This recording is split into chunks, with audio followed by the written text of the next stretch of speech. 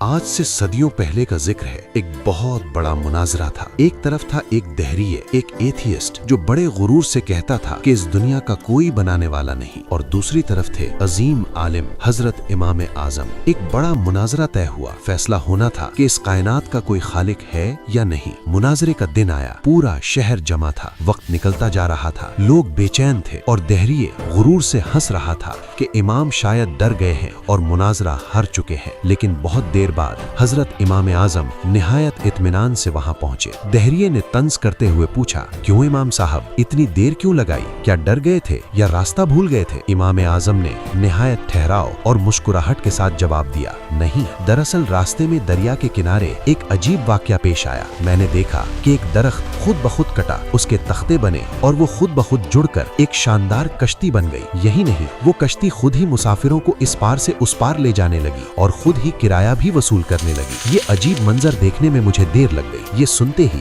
دہریے زور سے ہنسا۔ امام صاحب، آپ جیسا عالم ایسی بچکانہ اور جھوٹی بات کیسے کر سکتا ہے؟ کیا کوئی کشتی خود بخود بن سکتی ہے بنا بڑھئی کے، بنا چلانے والے کے؟ یہ ناممکن ہے۔ تب حضرت امام اعظم کی آنکھوں میں ایک چمک آئی اور انہوں نے ایک ایسی دلیل دی جس نے پوری محفل میں سناٹا کر دیا۔ انہوں نے فرمایا، اے نادان، اگر ایک معمولی لکڑی کی کشتی بنا بنانے والے کے خود وجود میں نہیں آ سکتی تو ذرا آسمان کی طرف دیکھ، یہ چاند، یہ ستارے، یہ عظیم پہاڑ، یہ سمندر اور یہ اتنی بڑی کائنات، کیا یہ بنا کسی خالق کے خود بخود بن سکتی ہے؟ سناٹا چھا گیا۔ اس دہریے کے پاس کوئی جواب نہیں تھا۔ اس کی عقل دنگ رہ گئی۔ اسے سمجھ آ گیا کہ جو شخص ایک کشتی کے خود بننے کو جھوٹ مانتا ہے، وہ اس کائنات کے خود بننے کو کیسے سچ مان سکتا ہے؟ اس نے فوراً اپنی غلطی تسلیم کی اور سچائی کو قبول کر لیا۔ سبق یہی ہے دوستوں کہ اس کائنات کا یقیناً ایک خالق ہے جس کا نام گاڈ ہے، اور اس کی ذات کا انکار کرنا دراصل اپنی ہی عقل اور سمجھ کا انکار کرنا ہے۔